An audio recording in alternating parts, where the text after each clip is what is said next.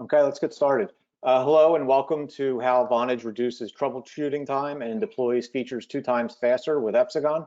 My name is Carmen Puccio. I'm a Principal Solutions Architect here at AWS, and I'll be a host and the moderator for today's presentation. When you join today's webinar, you selected to join by either phone call or your computer audio. If for any reason you would like to change your audio selection, you can do so by accessing your audio pane in the control panel.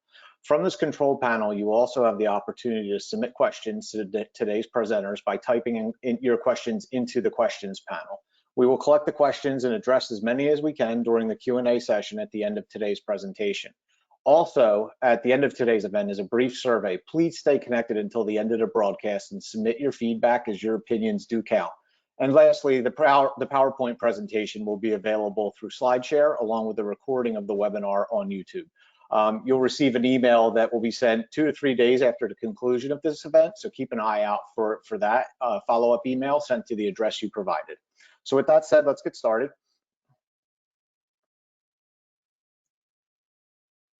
I just want to kick off with a quick agenda. So the first thing we're going to do is we're going to do a flyby around modernization and containers and serverless on AWS and just how we see them fitting into the overall topic of modernization. And then Rand from Epsagon is going to talk about observability in modern applications. And then we have the customer story of Vonage and essentially how they drove their modernization journey using Epsagon. And then we're going to get into the Q&A and we'll talk about any next steps and follow-up items. So with that said, I just want to introduce today's speaker. Again, it's my pleasure to present to you today. My name's Carmen Puccio. I'm joined with Ron Ribbenzoft, who is the co-founder and CTO of Epsagon, and Ilya Rabinov, who's the R&D manager at Vonage. Thank you very much, Carmen. It's a pleasure to host it on your webinar. Yeah, thank you. Thank you for joining. Sure. All right, cool. Cool. So let's just jump right into this and we can get to the Epsagon and customer story. So modern application development, if you joined any AWS webinars in the last year or so, you'll see this is a very hot topic. I've presented on it many times, and I like to just like set the stage with this and talk about the new normal. And when I say the new normal, I talk about application leaders understanding essentially a new digital DNA and how they can instill this into their culture and their processes and the various different technologies to transform their organization into a top performing organization. And really the need here is rapid innovation. And this is because more and more companies are going increasingly global and products are completely digital. So cloud, mobile, big data, social technologies, they've impacted application development. And essentially what they're seeing is a digital disruption that's forcing change at a tremendous pace. And if you've seen any AWS slides recently, this is another very popular one. I call this the innovation flywheel. Think of this as essentially the faster that you can get feedback, the faster that you can drive growth into your organization. And you're looking to essentially, take that feedback and use it to react quickly to your customers. You can use it to also do things like reduce costs as you experiment on new ideas. And in reality, what you're trying to do here is get your ideas to market as quickly as possible. And when we talk about the innovation flywheel and the technologies involved, we talk about a variety of topics, but today we're going to talk about containers and we're going to talk about serverless as essentially the key technologies that you want to think about as you're driving business forward. Containers have been around for a long time now, and when we talk about customers accelerating application delivery and also reducing costs, containers is a very common approach. And the container story is really compelling because one of the big benefits is essentially becoming more effective and agile in your practices. And containers provide an option to develop your applications very, very quickly for the development and operation teams who are under pressure to adapt to growing business needs. And businesses really, they know that getting software products and services to market faster translates into a gain market share. And using containers can help enterprises modernize their legacy applications to create net new cloud native applications that are both scalable and agile. So container frameworks such as Docker provide that standard way of packaging applications, the code, the runtime, the libraries, and run them across the entire software development lifecycle, regardless of your environment. And when we talk about the benefits of containers, it shouldn't be a new topic to you, so I'm not going to dive into all of these. We have a ton of material about this. I want to talk about some of the high-level things here, and particularly I want to talk about microservices. And containers provide process isolation, make it very, very easy to break apart and run applications as independent components. And when you think of microservices, you're thinking independent components. And modern applications that are shifting to cloud native and microservice architectures are using containers and leveraging containers because it's a perfect way to encapsulate the various different pieces of your application into portable units. And when we talk about, another benefit too, I want to talk about monitoring because it plays very nicely into the Epsagon story, is containers provide process isolation that lets you granularly do things like setting CPU and memory utilization for better use of compute resources.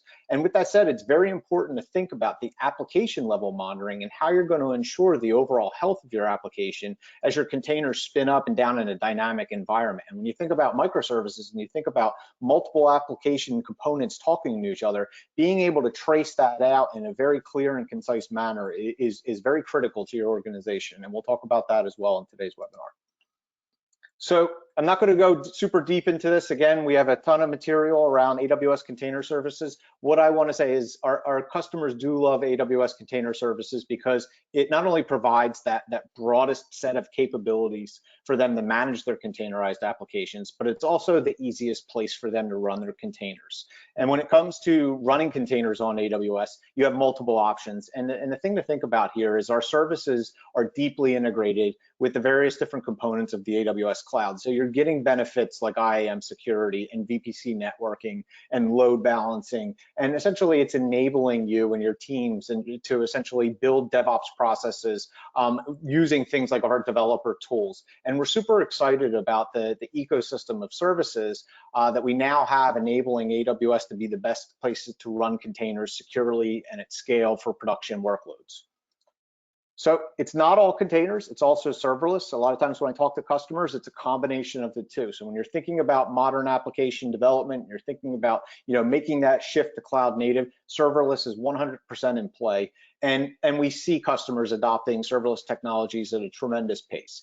And the way to think about it is serverless is the native architecture of the cloud that enables you to shift more of that operational responsibility to AWS. So increasing your agility and increasing your innovation. And serverless allows you to build and run applications essentially without thinking about servers. And it eliminates the infrastructure tasks that you're used to seeing, such as things like cluster provisioning or worrying about patching or worrying about the OS maintenance or even worrying about overall capacity provisioning. You're building your application or you're thinking about building for nearly any type of app or backend service and really thinking about what's required to run and scale your application, that's handled for you. So to double down on the benefits of serverless, it's important to realize the removal of the undifferentiated heavy lifting that is server operations. And this is really important in terms of distinction for our customers because it allows customers to focus again on building the application rather than thinking about the management and scaling of the underlying infrastructure to support that application.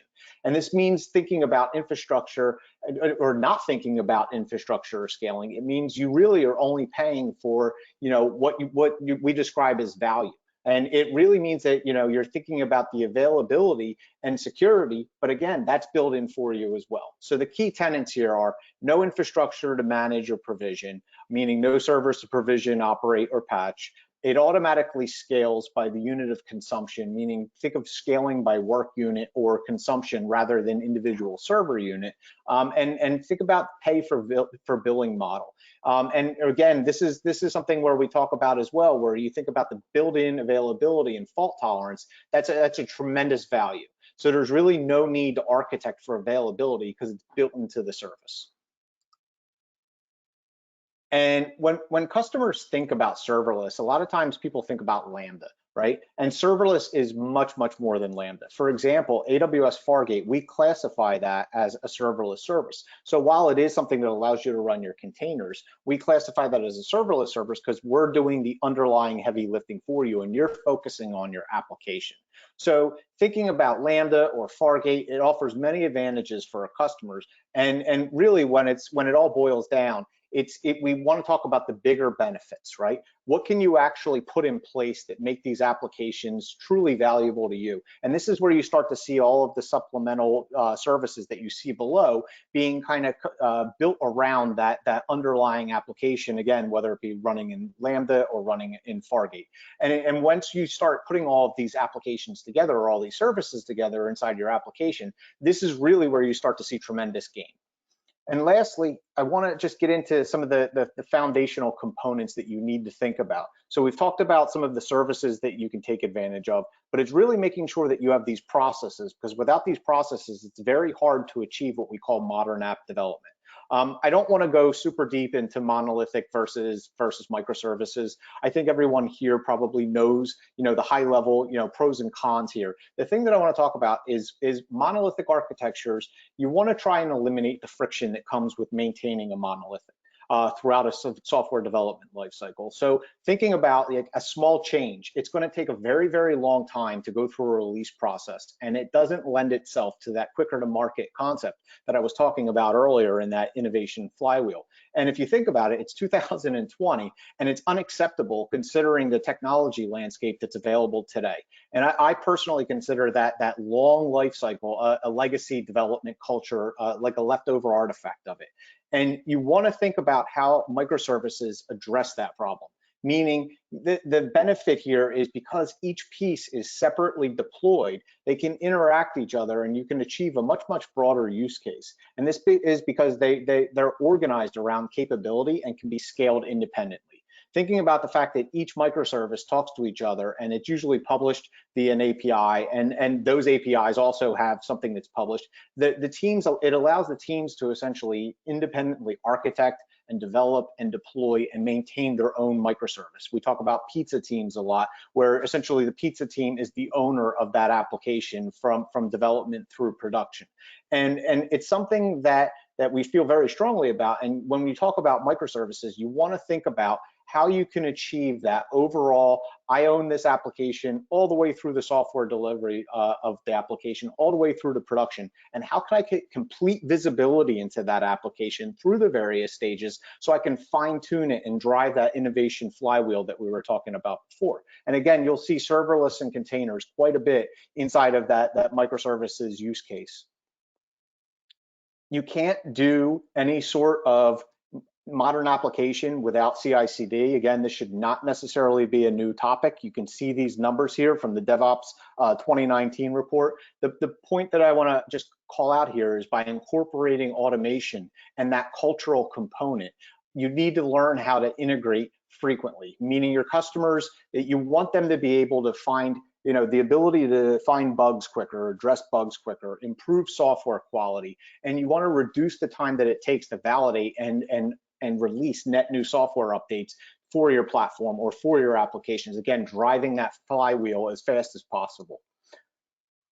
And security is also a key concept, and you want to think security in the overall topic of software delivery, right? And it's not necessarily at the tail end. We talk about shift left now, and it's paramount that any organization, you think about essentially all of the various different attack areas that a microservices-based architecture could be prone to, and how you would protect and audit them. So a very good example is, you're thinking about security scanning, and this is how you're going to achieve vulnerability and security within either your container or your Lambda functions. And perhaps your application is dependent on like an external package, or you're inheriting a base container image, and then maybe you're rolling your own image. How do you know that the components that are in there that you're dependent on aren't vulnerable? So think about runtime monitoring and what functions and containers are already running in your production environment. And it's really critical that you understand, if a security release comes out for a particular package, how are you going to audit it? Again, these are the things that we talk about. Security is everyone's job, and developers need to understand that it's not necessarily handing the application off to another team.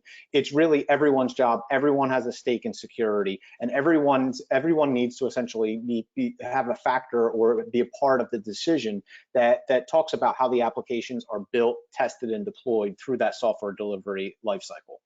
The last slide that I want to talk about before I hand it over to Ron is the monitoring aspect, and I know that's why you're here today. It's a very important, oh, I went one too fast. it's a very important concept. Again, you have all of these microservices in your environment. How do you do things like maintaining, essentially the part around reliability and availability and performance of your modern application? And how are you thinking about collecting that various different monitoring data from all the parts of your application so you can easily debug in case a failure occurs somewhere inside of that application architecture? And before you start monitoring the application, make sure you have things in place or a monitoring plan that answers questions like, what are the goals that I'm trying to achieve? And what resources am I trying to monitor? And how often am I going to monitor these resources? And what tools am I going to use? And who's going to perform them? And who should get notified if something goes wrong? And then lastly, as part of it, the most important one, if you're thinking microservices, think about distributed tracing. I know Ron can talk about this, but many cases, a set of microservices work together to handle that request. And in a complex system where you have tens to maybe hundreds of microservices, if an error occurs in one of them in that call chain, how are you going to debug that properly? And how can you expose that into a central system to find all of the relevant log messages or to find that failure point? Something super critical to think about. So with that said, before we hand it over to Ron, there is a poll. I just want to bring this up really quick. So just really quick, if you just want to throw your answer back in here, what solution do you have in place today? Do you do something in-house in terms of monitoring? Do you use something like AWS X-Ray? Do you have a third-party? Do you have a third-party tool inside your organization? Or I've seen it before. Do you have logs everywhere and you're trying to assimilate essentially what's going on inside your environment? So go ahead and throw your answer there if you could, and I'll hand it over to Ron. Yeah. In the meantime, by the way, Carmen, I would love to ask a quick question. What would be your recommendation for people that already doing a monolithic and now they're on the path to break down their monolithic application into microservices? What would be your go-to or your recommendation for such organizations? Yeah, absolutely. Yeah. So the first thing, again, it goes back to that planning and understanding and start slowly, right? A lot of times when we talk about application migration, we talk about the discovery portion. You really need to understand what's talking to what. You need to think about right-sizing that application as the move to the cloud. You need to think about what it's doing, because as you lay that blueprint down into AWS, you want to make sure that you've accounted for everything, essentially cross all the T's and dot all the I's, if you will. Thinking about security groups and NACLs and permissions, you don't want to necessarily move it without making sure that all of your homework's done, because the last thing you want to do is cut over and then impact your users. But once you've moved it, what I've seen a lot of customers do is move things over to essentially what I would call a fat container. And when you call it, it's not necessarily a bad term, it's putting that application, assuming it's capable of doing so, inside of a container and then wrapping it with a CI/CD pipeline or a software delivery pipeline that allows the development teams to make slow iterative changes over time to that application to slowly deconstruct it. And then once you've gone down that route, we see them start to take advantage of more cloud native patterns, like things like AWS App Mesh for service-to-service communication. They're leveraging some of the core foundational elements of sending logs from those applications into a centralized logging system. It's really about, again, introducing those changes to that monolithic application after you've planned for how can I move this, and then how can I subsequently make changes to it in very small, meaningful chunks without impacting the overall performance or the customer experience. Yeah, I completely agree. And I think that's actually a great segue when you spoke about moving from monitoring to observability. And in the following part, I'm going to drill into observability and what it actually means, because some people really, losing their hands when they start to implement observability, especially in modern applications. So what we'll cover is, monitoring 101, the basics of monitoring and how to get started, and some of the best practices, both in observability and in all of the pillars of observability that we will learn. And ultimately, we're going to speak about distributed tracing, which, as you, Carmen, mentioned, it's becoming more and more crucial part as part of the observability in modern applications. So let's get started. First thing that I love to ask people is, what should we monitor? Like, what are the vital signs of our applications that using them, we know that everything is working properly?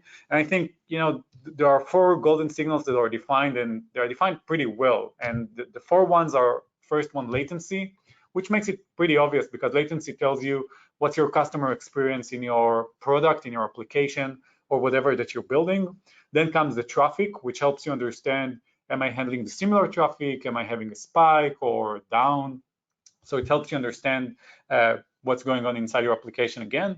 Errors are pretty straightforward. I mean, we want to zero them as much as possible, but it's super interesting to know whether we got some errors, specific kind of errors, what kind of them, and which users are being impacted.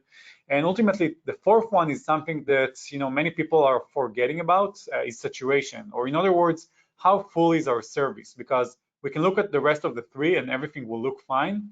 But all of a sudden, our service is getting 100% full. We can't process any more requests or any more new data. So this one is also important to understand that we're in a good ratio to handle more traffic.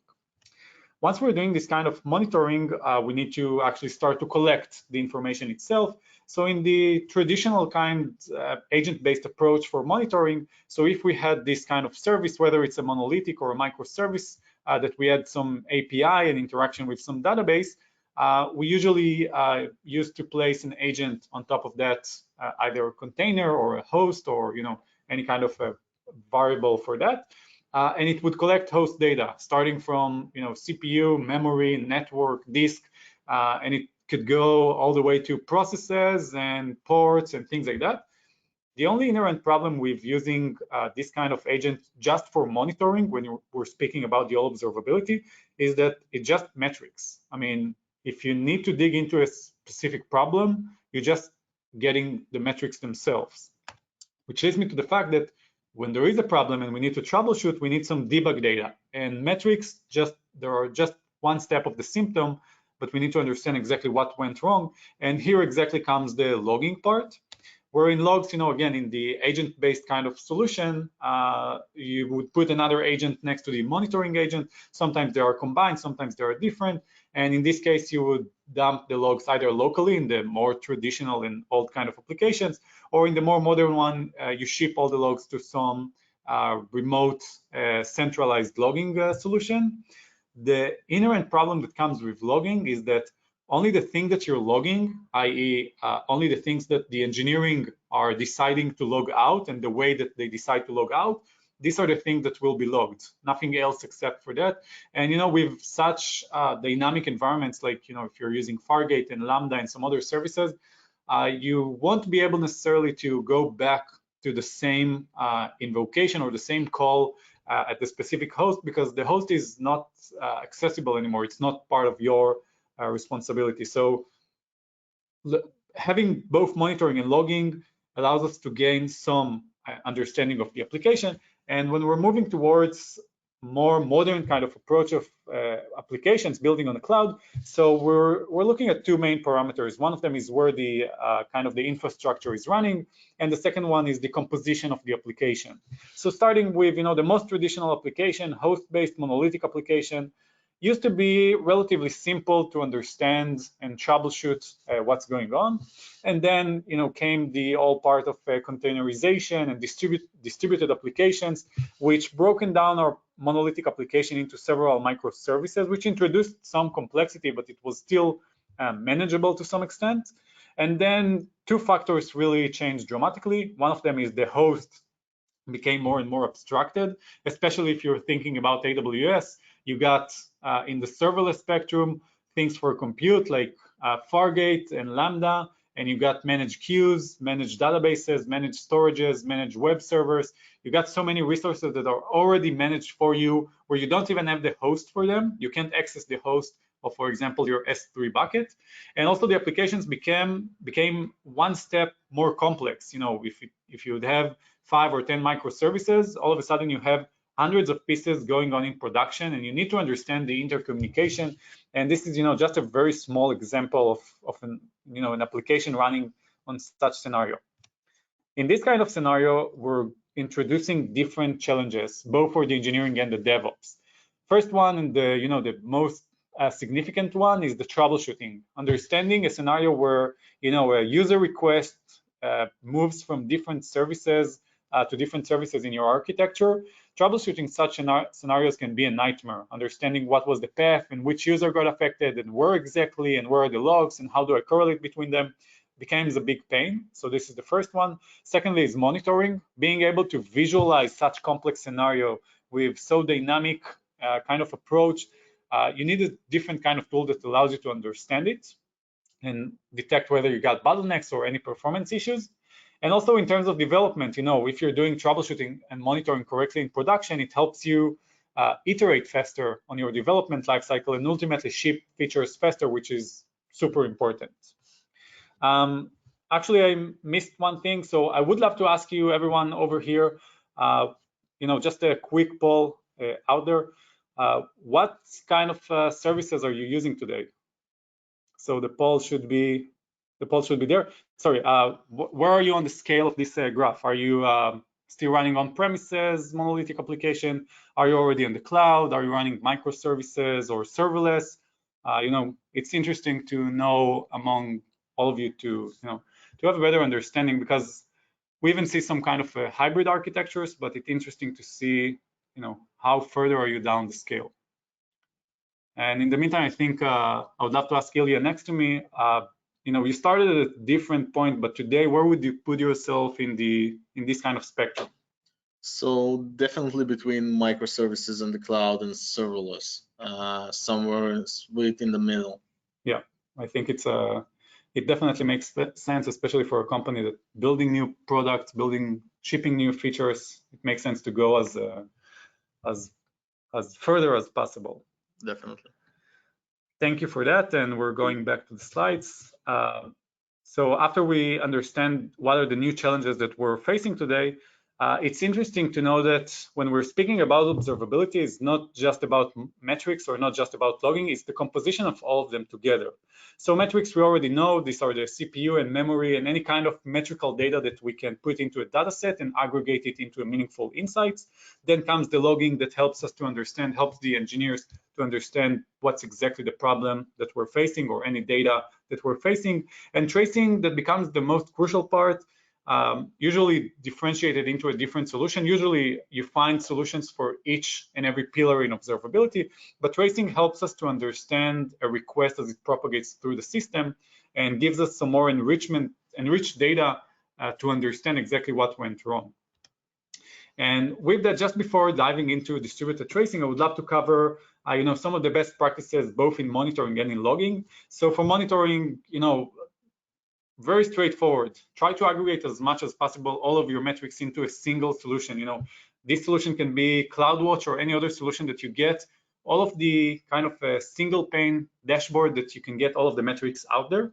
And super important on top of that, to build an alerting system that will alert you only when it's critical, or in other words, set the threshold only when you're having a real problem, because otherwise if you're waking up at 4 a.m. in the morning, it better be worth it. It better be, something important.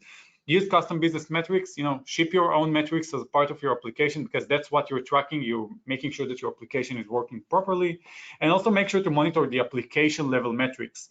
Things like, what's the average duration of a call coming into your web server, so you'll understand what's the latency that the customer is having, or number of 400 or 500 errors. These are super important, because honestly, this tells what your application is experiencing and ultimately what your customer is experiencing. In terms of logging, so first and foremost, ship your logs in a structured way. Don't just put raw text into your logging, put them inside a JSON or any kind of structure that fits your needs, that will be enriched with some more metadata. For example, which service is sending this log, or what stage am I? So then you'll be able to filter things like, show me all the logs that contain this message, but there are prod environment and came from the payment service because I'm troubleshooting something over there. Also try to automate as much as possible the process of logging. Try to make everything automated and part of your framework, so the engineers wouldn't need to manually put every line of log into what they're doing. And centralize the logs, same as monitoring. Try to put all of the logs into the same kind of solution that will aggregate everything all together. Now even if we're doing everything over here, we're still missing something. And the first one is, how do we correlate between metrics and logs? We're having a metrics of, our RDS database is having slow performance. And how do we get to the right logs to understand what really impacted or which users are impacted. Secondly, how do we know like what's going on each and every request as it moves between different services in my application? So being able to trace down this kind of scenarios is exactly where distributed tracing fits. And distributed tracing, in other words, if you can see on the right side, just tells me a story. It tells me a story how a request moving from one service to another, for example, from the client to the load balancer to different services in my application. And in order to do distributed tracing, we have two parts: generating traces and ingest them and visualize them. So let's start with the first one of generating the traces.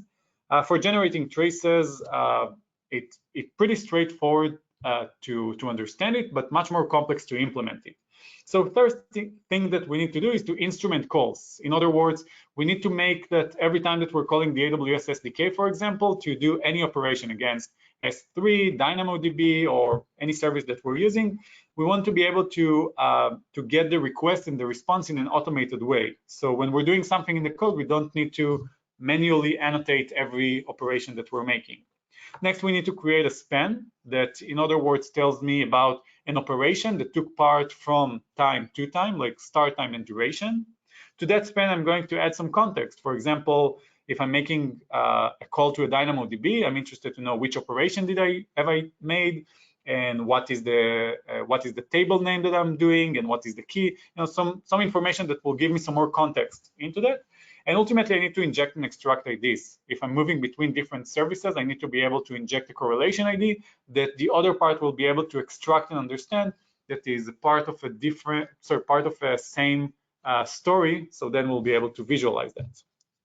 On the right-hand side, by the way, it's a short example from Open Tracing, a popular CNCF standard that tells you or acts as a framework to tell you how do you do trace in your own code. And this is just an example for an HTTP kind of a request. After we're generating traces, we need to ingest them and do something with it, or use the tracing that we're doing. So we need to first of all make sure that we're having a system that can ingest our load, whether it's millions or billions of traces a day.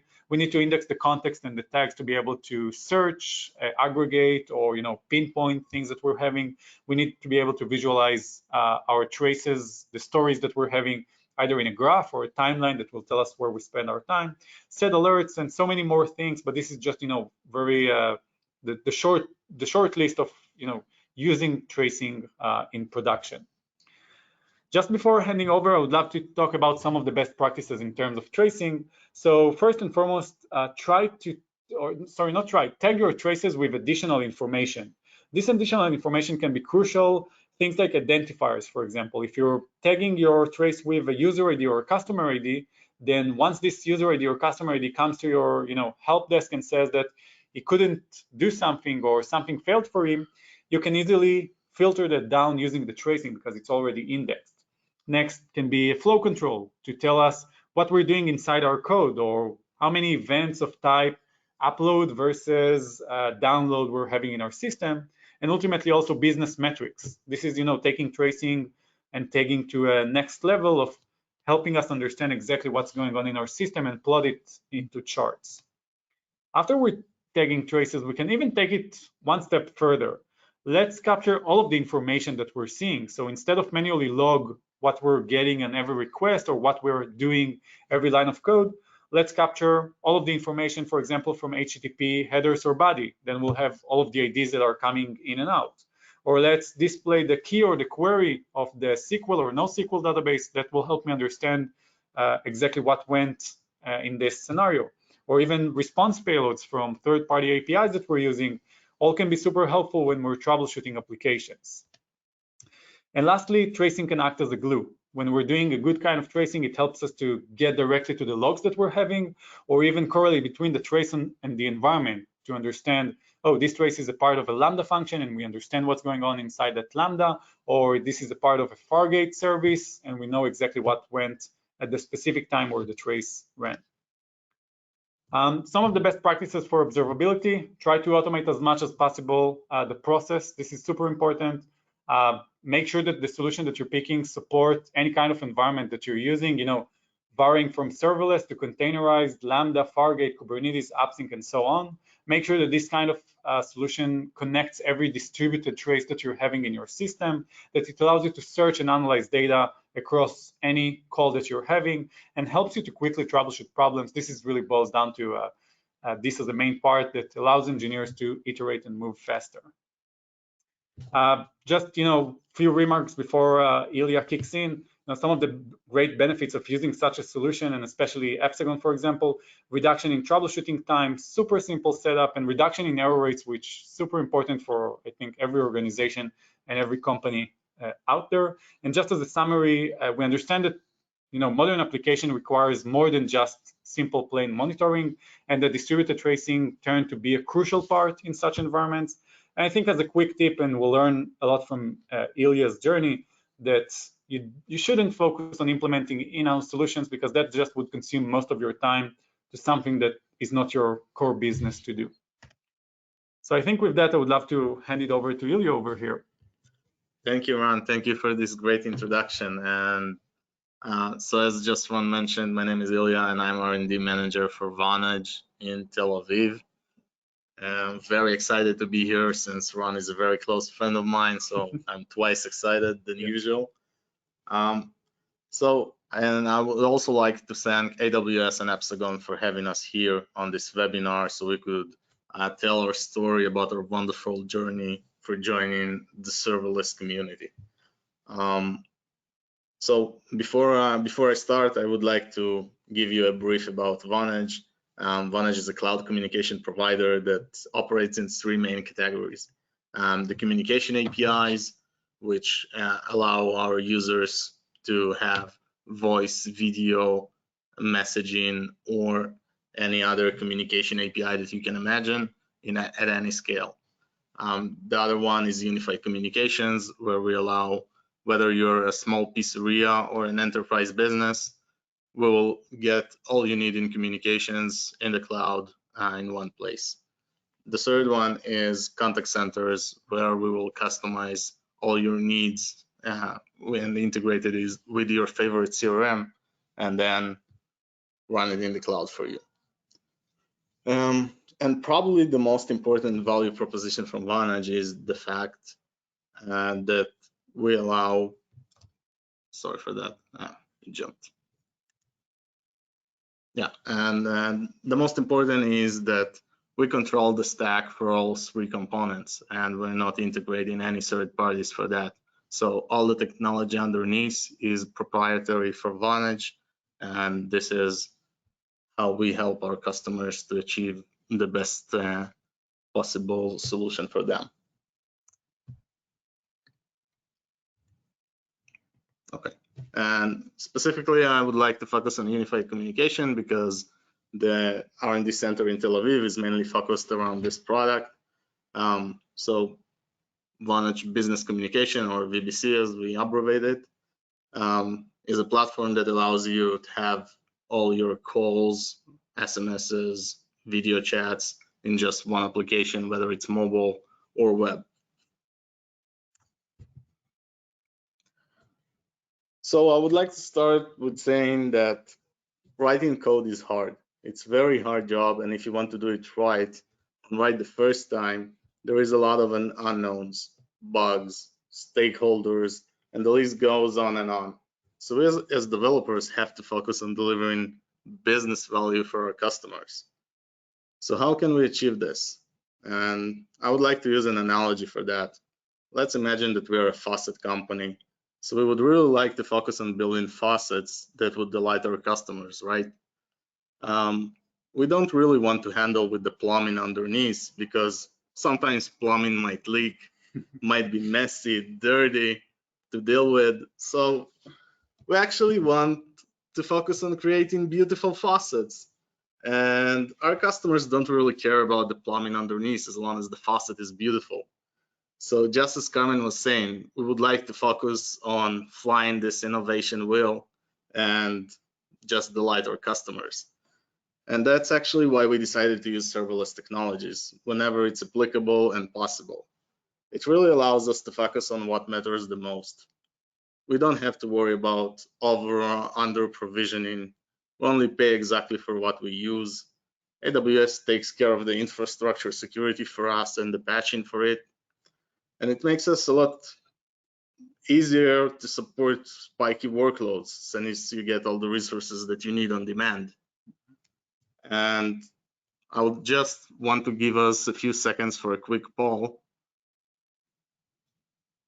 By the way, yeah, so the poll currently is to understand what kind of services are you using in terms of compute. So we got Lambda, Fargate, ECS, EC2, and EKS, and actually really relate to something that you mentioned. You know, writing code is not the desired goal. This is what we're doing to get to the desired goal. And I think somebody said it really nice on Twitter.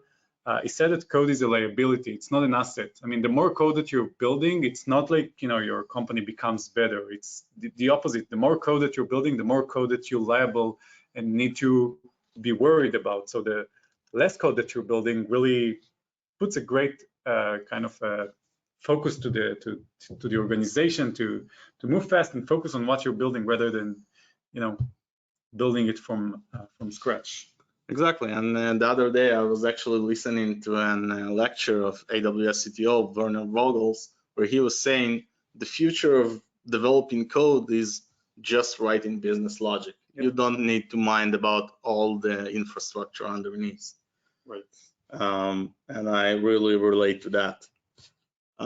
So at Vonage, we use almost every serverless offering AWS has. And I would like to highlight some of them and to give an example for one or two of them. So we, of course, use AWS Lambda and step functions. We actually, one of our products, which is called Visual Voicemail, is where you get a voicemail to your mobile number or your phone number. We basically speech to text the entire conversation, and only if there is speech and no just static noise that somebody left you by mistake, will send you a notification or an email with the transcribed call, and then you will be able to decide whether you want to call back to this number or just listen to the original message and stuff like that. So it makes your life easier. So we use step function for that, and we'll see the example around the step function for this exact scenario. We also like to use Fargate for our containerized workloads whenever we can. We'll leverage Aurora and DynamoDB in the serverless flavor for our Q&A and dev environments. This way you can actually achieve some savings because you only use those when you're actually testing or developing, instead of just having some machines running all day long or trying to figure out if you can shut them down at 5 p.m. when everybody goes home, and when exactly do you need to turn them back up, stuff like that. Just use serverless and you pay for whatever you need.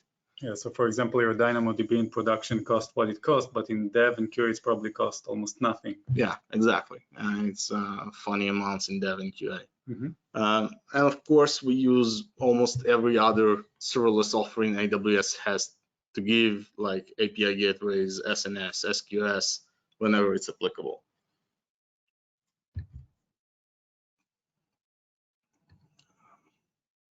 Okay, so we need to skip that. And now I would like to discuss, I would like to show you one of our usage patterns during a regular week. In the top graph, you can see an example of our workloads in one of the US regions. Since our customers are business customers, they usually work for 5 days a week, and as you can see, the graphs peak during business hours in the US, mostly 8 to 5, and once our customers leave the office, they stop calling, and therefore we can see that the traffic drops drastically. By the way, those graphs represent billions of invocations, of function invocations on a monthly basis. So during peaks, those are hundreds of millions of invocations. And if we take a closer look, the upper graph would scream at you saying auto scaling. You have to use auto scaling to solve this, right? But actually, if we would look at the, let's say, old paradigms of development, you would probably have to over provision for max capacity, and then you will want to think about high availability, and then you will have to capacity plan twice the amount of servers just to handle a crash and bailing out of one region to the other. And this would cost you a fortune. So serverless really helps us, and in a second I will explain why exactly serverless. So in the graph beneath, we can see a zoom in for a peak hour of one of those days, and what we can see that it's very spiky. It's like plus minus 15% deltas that occur within seconds and minutes. And it's very hard to predict those loads because they actually depend on how much our customers making calls. And if we weren't using solutions like Lambda in order to solve this, then we would definitely be hitting some thresholds with over provisioning or under provisioning, and therefore not providing service to our customers.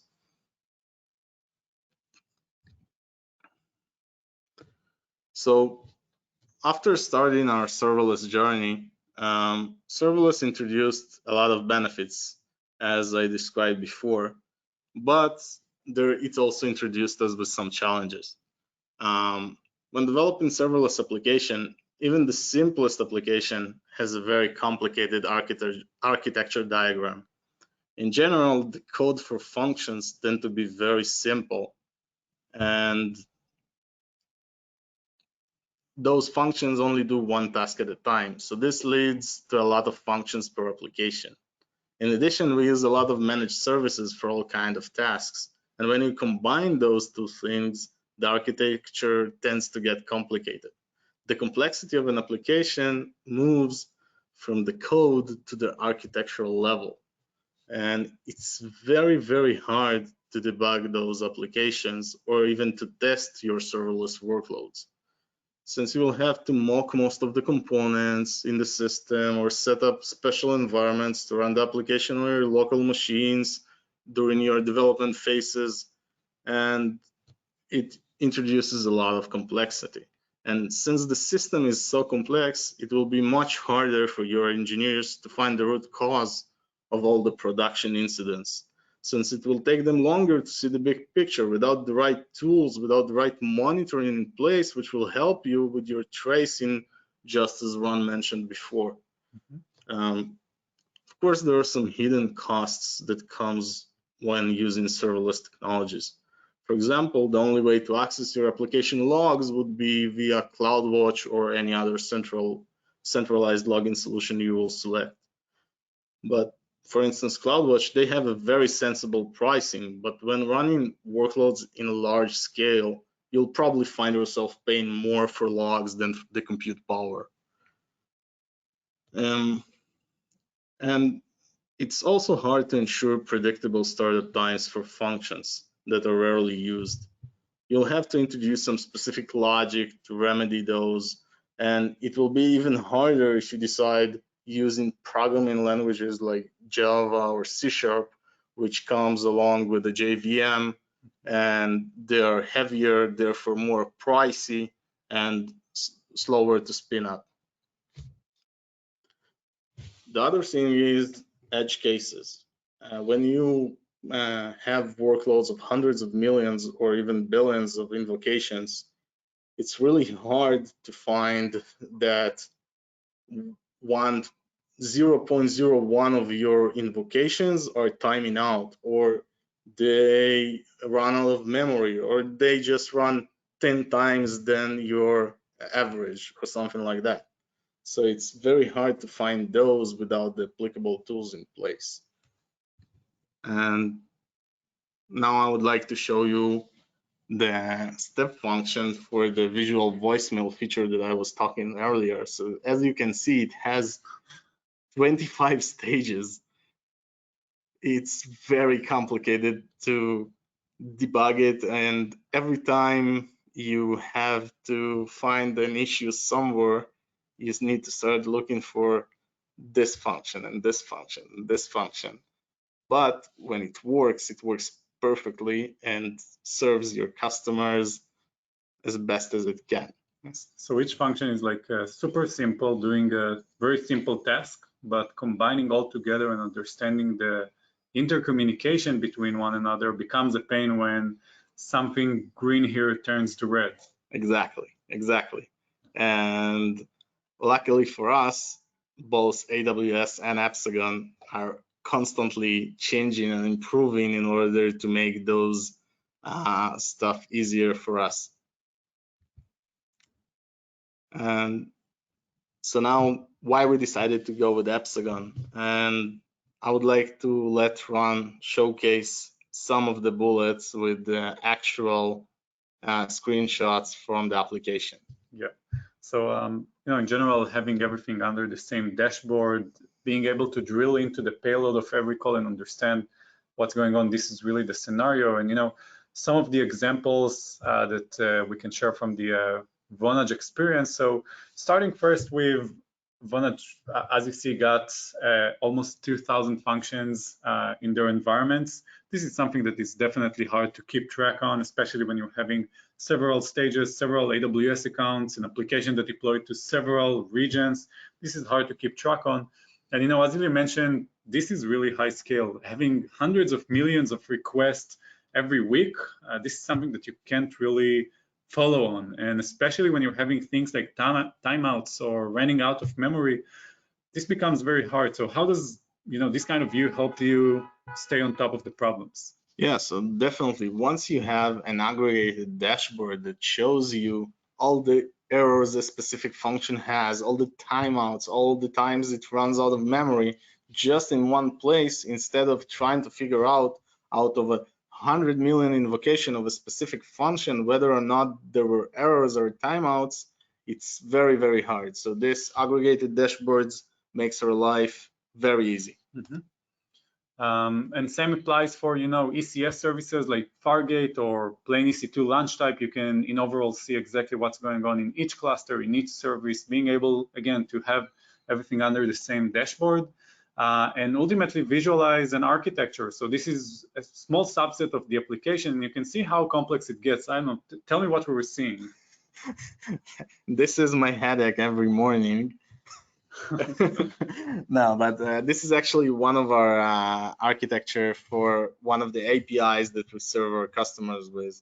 And when you see something so visual, it makes it really easy for new engineers or someone that doesn't understand very well the architecture to see the bigger picture within seconds instead of trying to figure out what's going on in a list of 30 lambdas. Mm-hmm. Especially compared to logs. And if I'm drilling down, being able to see every call inside the stack and know exactly where it's going to and what's the payload and what are the keys and which user did it, and even switch from a graph view to a timeline view to understand performance issues. This is, I think, if you'll correct me, this is the thing that help you move fast, to understand fast what's going on. Exactly. When you try to figure out an error that you have in production, you don't have the luxury to stop everything and try to figure out, view the logs. You need something very visual, very immediate that you can access to see all those traces and what exactly going on.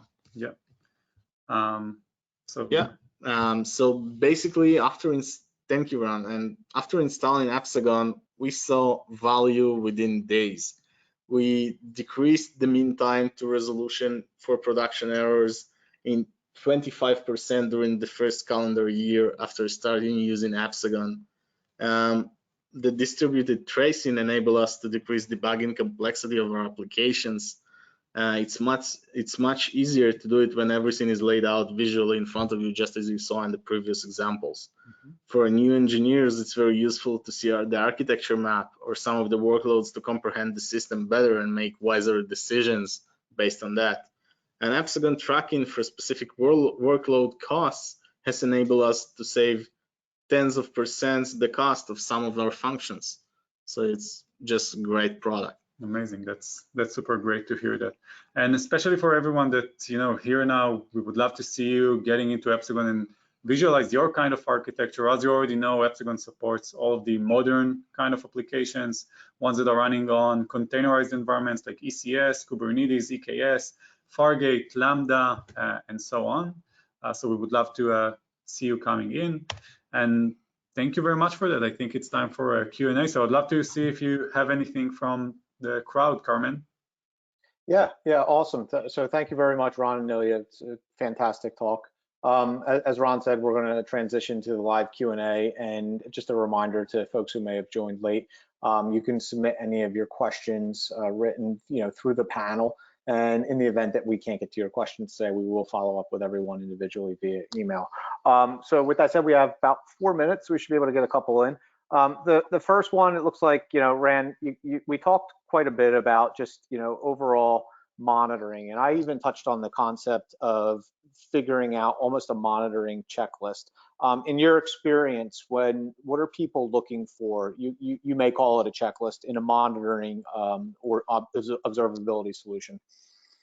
Yeah, so I think when organizations are coming into the path of enlightenment or path of observability, usually it's being driven either by engineers or by DevOps. It really depends on the culture of the company, but they're looking for first a solution that fits their kind of environment. Just as Ilya did, he knew exactly what he's having, what his tech stack looks like, and what it's going to be in the future, and what exactly he needs. So coming with a criteria to understand what will be a benefit for observability, it's the first thing.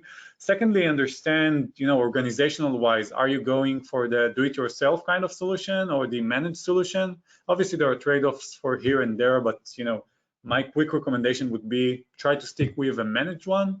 And ultimately, the last thing that I can really recommend for, in terms of a checklist, once you're getting your hands dirty, is to try to communicate the value that the business is getting using such a solution, because sometimes it might be seen for the senior level as another engineering tool that it's like another nice to have, but ultimately it boils down to engineering shipping faster software, engineering solving problems much faster. So it's a huge benefit for the organization, and it needs to be well communicated towards the leadership team and towards the decision makers in the company, so it will be transparent for them. Awesome. And it looks like we have time for one more. And I'm curious, Ilya, your perspective here, because we talk about it quite a bit. And I talked about modern app dev, and you can pick serverless versus containers. When you're evaluating net new features, or you're looking at your overall application portfolio, how do you choose between Fargate or Lambda for your various different use cases or workloads? Thank you, Carmen. That's actually a great question. Actually, we start with trying to figure out how long the specific workload is going to run. And if it's short enough, then it basically qualifies to run a serverless, because serverless has a max capacity of 15 minutes. If those are longer workloads and they need to save a state between them, or we would like to have some extra concurrency in them, then we'll go for Fargate. And every other longer workloads would also qualify for that. Yeah, I've seen multiple dimensions on that one, and I like how you kind of attacked it in the short-lived. I mean, in all honesty, I've seen both use cases where people do fire up very short-lived Fargate workloads, but using that as the entry point for essentially your decision criteria is a really good one. So we only have 30 seconds. I'd love to actually talk about that one more, but unfortunately I can't. What I want to say in terms of next steps, if you want to learn more about containers, we have a plethora of information out there. Start with the containers page. The same thing with serverless. If you want to learn more about Epsagon, you have the link to their site right there. And again, thank you so much, Ilya. Thank you so much, Ran, Epsagon, Vonage for allowing the guys to present today. And to the folks on the call, I appreciate your time. And again, you will receive an email 2 to 3 days from now with a link to all of these slides on SlideShare. And in addition, you'll receive a recording to today's webinar. And I just want to say again, thank you very much for attending. If you have any questions, feel free to please reach out. And thanks again to the team. Thank you very much, everyone.